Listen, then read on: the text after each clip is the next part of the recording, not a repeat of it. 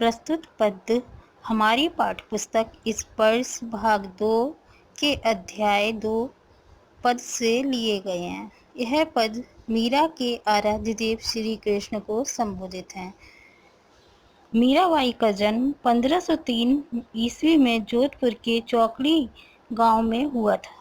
इनका विवाह मेवाड़ के महाराणा सांगा के पुत्र कुंवर भोजराज से 13 वर्ष की आयु में ही हो गया, परंतु दुर्भाग्यवश 8-10 वर्षों के उपरांत इनके पति की मृत्यु हो गई। मीरा का मन राजघरानों की चहल पहल में नहीं लगता था।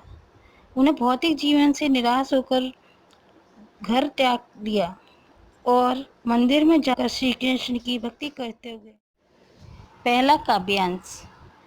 हरे आप हरो जनरी भीर, द्रौपदीरी लाज राखी, आप वड़ायो चीर, भगत कारण रूप नरहरि, धर्यो आप शरीर, बूढ़तो गजराज राख्यो काटी कुंजर पीर, दासी मीरा लाल गिरधर हरो महारी पीर। भावार्थ। मीराबाई अपने आराध्य देव से प्रार्थना करती हैं कि हे ईश्वर, केवल आप ही अपनी इस दासी के कष्टों को दूर कर सकते हैं। आपने ही द्रौपदी की लाज बचाकर उसे अपमानित होने से बचाया था।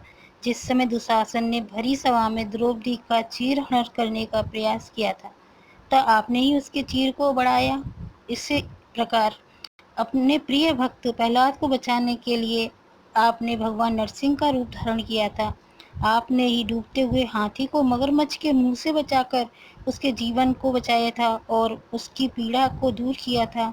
दासी मीरा प्रार्थना करती हैं कि हे गिरिधर, आप मेरे कष्टों को भी दूर कर मुझे हर प्रकार के सांसारिक बंधनों से छुटकारा। काव्यांश 2।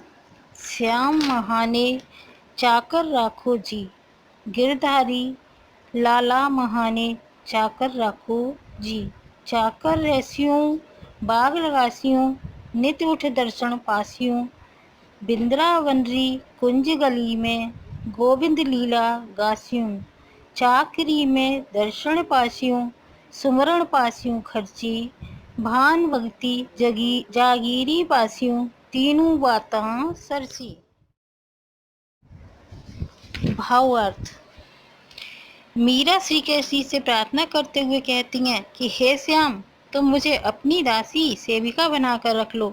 मीरा श्री कृष्ण से प्रार्थना करती हुई दोबारा कहती हैं, हे गिरधारी लाल, तुम मुझे अपने यहाँ सेविका के रूप में रख लो।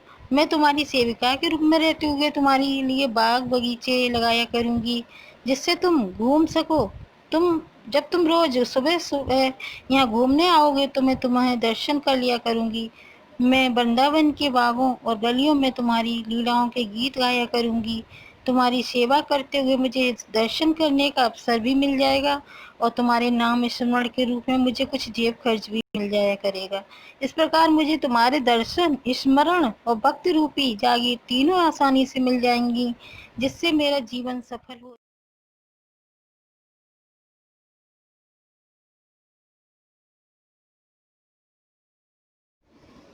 तीसरा काव्यांश। मोर मुकुट पीताम्बर सोहे, गल बैजंती माला, वृंदावन में धेनु चरावे मोहन मुरली वाला, ऊंचा ऊंचा महल बढ़ाऊं बिच बिच राखूं बारी, सांवरियारा दर्शन पास्यु पहर कुसुम्बी साड़ी, आधी रात प्रभु दर्शन दीजियो जमुना जी रे तीरा, मीरा रा प्रभु गिरधर नागर हिवड़ो घड़ो अधीरा।